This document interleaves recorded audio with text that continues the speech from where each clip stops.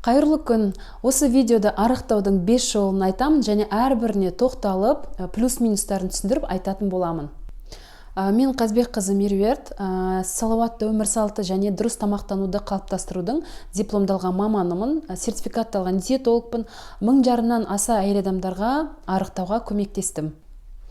Ең жиі кездесетін арықтаудың жолы ол дәрі-дәрмекпен, яғни бұнда коктейльдер, әртүрлі шайлар кіреді, дәрі-дәрмектер кіреді, арықтататын. Бірақ бұл дәрі-дәрмектер по-разному әсер етеді, мысал үшін әртүрлі әсер етеді, мысал үшін слабительныйлар бар ішінде, яғни адам жеген тамағын үлкен дәретпен шығарып тастау арқылы салмақ тастадым деп ойлайды.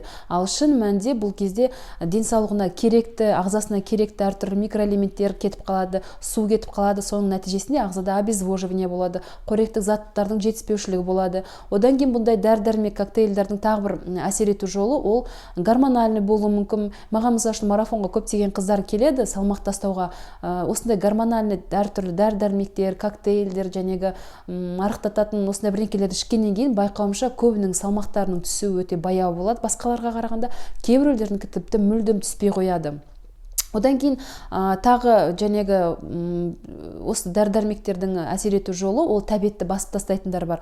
Тәбетті басып тастау дегеніміз мүмкін ағзаға керекті қоректі заттар керек, ағзаның бір тамақты қалауы, мысал үшін етті қалауы, мысал үшін сүзбені қалауы өте нормально. А егер де сондай дәрі-дәрмекті ішу арқылы адамның тәбеті басылса, өзіне керекті қоректі заттарды ала алмай қалады. Яғни бұл да дұрыс емес жәнегі жұмыс жасайды. Енді маған марафонға, жалпы маған арықтауға келетін қыздардың арасында осы номер бірінші деп айтуға болады. Өте көп қыздар келеді, осындай дәрі-дәрмек коктейльдерді ішіп, шайларды ішіп, ағзаларының бір нәрсесі бұзылып қалады. Яғни адам ағзасы жәнегі вроде нормально жұмыс жасайтын сияқты, жәнегі коктейль дәрі-дәрмектерді ішіп жүреді, бірақ та уже біраз уақыттан кейін әсер етпей қалатын адамдар келеді. Яғни ішіп жүрмін, бірақ соның өзінде мен уже бұрынғыдай салмақ тастай алмаймын, тіпті керісінше қосып жатырмын, басқа да проблемалар қосылды деп келетін адамдар болады. А кейбіреулер болады, ол дәрі-дәрмектер қымбат, мен оны және өмір бақи алып ішіп жүре алмаймын ғой. Бір уақытта тоқтаттым, өзіме керекті салмаққа жеткеннен кейін, бірақ та бұрынғы салмағымнан тіпті асып кеттім деп соның және дәрін тоқтатқаннан кейін деп келетіндер де бар. Яғни дәрі-дәрмек, коктейль, чай деген нәрселер, қыздар мен всегда айтам, және бесплатный сыр бывает только в мышеловке. Кез келген осындай нәрселер және жақсы нәтижеге әкелмейді менің ойымша. Одан кейін тағы да жиі кездесетін жәнегі арықтаудың жолы ол спорт. Яғни арықтайын дейді, қыздар не істейді? Көбінің қателігі осыда, олар жүгіре бастайды. Не болмаса әртүрлі ауыр жаттығулар жасай бастайды, қиын, күрделі. Тіпті мына мен сіздерге айтайын, ауыр кімде артық салмақ бар, ондай адамдарға жүгіруге, секіруге, күрделі жаттығу жасауларға болмайды. Өйткені сүйектер талқандалады, омыртқа сүйектер талқандалады, жәнегі денсаулығына кері әсері өте зор болады. Сондықтан артық салмақ бар жерде физикалық белсенділікке, спортқа өте мұқият қарау керек.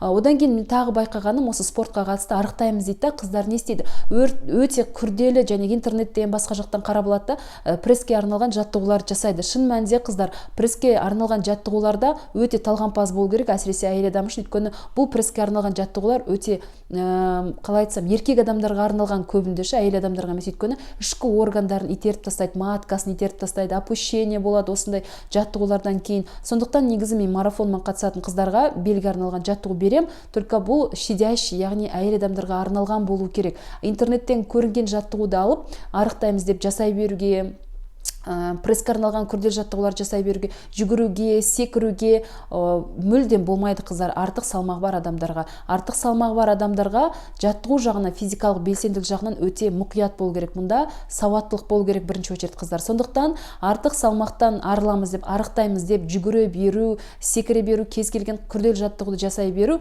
не то что арықтатпайды қыздар, сонымен қатар денсаулықтарыңызға өте зиян.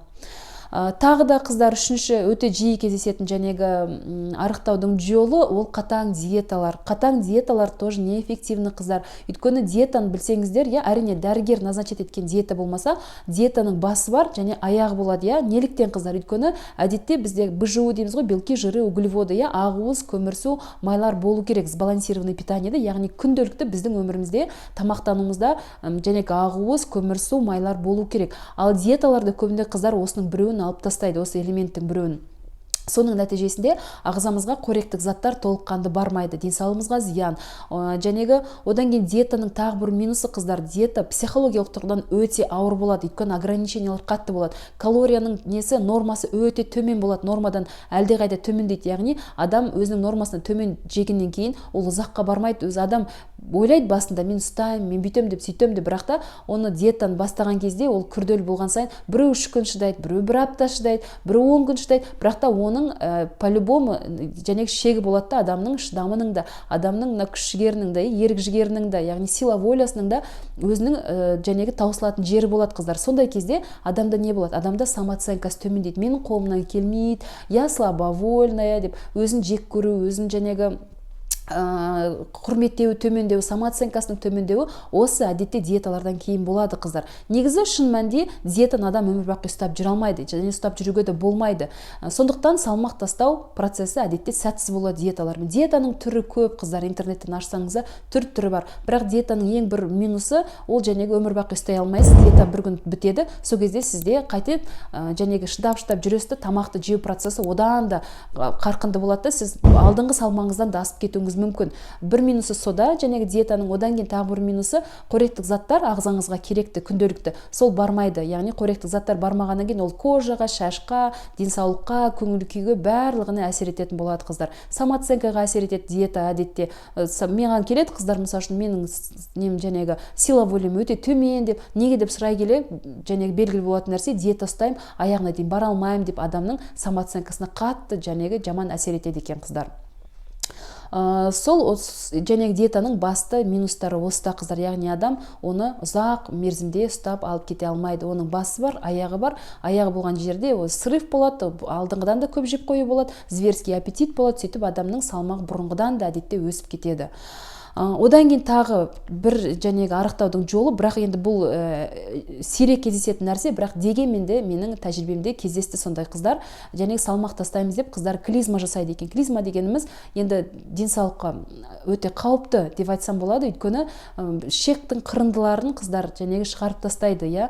Одан кейін сол қыздардың өздері айтты, жәнегі ағзамыз бұзылып кетті, яғни ішіміз қататын проблема болды, геморройға келеді, қыздар. Яғни клизма деген, енді Құдай сақтасын, кейбіреулер тіпті яблочный уксуспен жасадық дейді. Енді есептей беріңіз, судың өзі, я, клизма деген ауыр нәрсе, жәнегі шектің қырындыларын кетіретін. Оған еще әртүрлі қоспа, уксус қосқан кезде енді қыздар, бұл енді білмеймін, енді өте страшный нәрсе. Сондықтан клизма жасау деген арықтау үшін, қыздар, это вообще болмайтын нәрсе. Ол жәнегі шектің қырындыларын кетіреді, микроэлементтерді жәнегі шығарып тастайды. Өте зиян. Клизмаға вообще жоламаңыздар, қыздар. Одан кейін тағы да айтайын деген нәрсе, қыздар, жәнегі ең дұрысы, қыздар, арықтау жолында, я, мен сіздерге 4 жолын айттым. Ол жәнегі спорт, я, жәнегі дәрі-дәрмек, одан кейін жәнегі не, қатаң диеталар, клизма. Ең дұрысы, қыздар, 5-ші жол, ол дұрыс тамақтану арқылы салмақ тастау. Дұрыс тамақтану деген кезде сіздерге бір нәрсе күрделі болып көрінуі мүмкін, ал шын мәнінде дұрыс тамақтану деген өте оңай, қыздар. Сауаттылықтарыңызды ашып, ақпарат жинасаңыздар, дұрыс тамақтануды просто бізде интернеттен, инстаграмнан күрделі қылып береді, авокадо, семена чия, кокос деген сияқты. Ол не деген олай беріледі, қыздар, өйткені мына диетологияның дамыған жағы, ол дамыған мемлекеттер, Америка сияқты, сол жақтарда қандай продукты бар, солармен меню жасайды да, біздікілер оны копировать етіп алады да бізге береді. Ал шын мәнінде біздің дұрыс тамақтануымыз, біздің өзіміздің тұрған жеріміздегі тұрғылықты, өзіміздің жерімізде өсетін тамақтардан болу керек, қыздар. Сондықтан дұрыс тамақтану деген көп адамдар негізі дұрыс емес ойлайды. Маған да өзіме сұрай жатады, дұрыс тамақтану, Мика ханым, сізде қалай ол? Менде дүкенде бізде ондай жағдай жоқ, жәнегі авокадо, чия деген нәрселер жоқ деп. Мен всегда айтам, қыздар, дұрыс тамақтану деген сіздер ойлағандай күрделі емес. Ол дүкенде бар, қолжетімді, күнделікті жеп жүрген продуктыларымыздан құралады. Тек қана мұнда оны біз балансировать етіп, бір-бірімен үйлестіріп білу керек, уақытымен ішу керек. Енді өзінің қағидалары бар дұрыс тамақтанудың. Бірақ дұрыс тамақтану деген қыздар оңай. Дұрыс тамақтанудың бір плюсы қыздар, сіздер қарындарыңыз ашпайды, стрессқа түспейсіздер, как положено 3 уақыт тамақ ішесіздер, қарындарыңыз тоқ жүреді, продуктілер қолжетімді, и бұның ең маңызды нәрсе қыздар, бұл диета сияқты бір какой-то периодқа ғана нетілмеген, арналмаған, бұны сіз өмір бақи алып кете аласыз, иә, всю жизнь солай питаться етсеңіз болады. И және бұнда зиянды, мысалы үшін жақсы көретін оливье, торт сияқты нәрселерден бас тарту деген жоқ. Бұнда просто бұның уақытын білесіз, қашан жеу керек, қашан нормасын білесіз, и все. Яғни қалаған нәрсеңізді жейсіз, нормасымен жейсіз, және үш уақыт тамағыңызды ішесіз, қарныңыз тойып жүреді, еще салмағыңыз нормаға келеді. Сіздің салмағыңыз недовес болса, және өзіңіздің норма салмағыңызға келеді, көп болса, және азайып өзіңіздің норма салмағыңызға келеді. Яғни дұрыс тамақтану деген ең дұрыс жолы қыздар. Ағзаны қинамай, психиканы қинамай, самооценканы түсірмей, ең доступный, ең оңай, ең дұрыс жолы қыздар, тек қана дұрыс тамақтану. Егер ішіңізде майды кетіргіңіз келсе, оған мен арнайы жаттығулар берем. Ішке арналған ішкі органдарды матканы төмен түсірмейді, и в то же время іштің бұлшық етін жинақтауға көмектесетін арнайы жаттығулар бар, соларды беретін боламын. Сізге бұл тақырып қызық болса, лайк басып, маған подписываться етіп қойыңыздар. Және де өздеріңіздің бастарыңыздан өткен сіздер қалай арықтадыңыздар, сол туралы астына жазып өтсеңіздер, маған өте қызық, бөлісе кетіңіздер.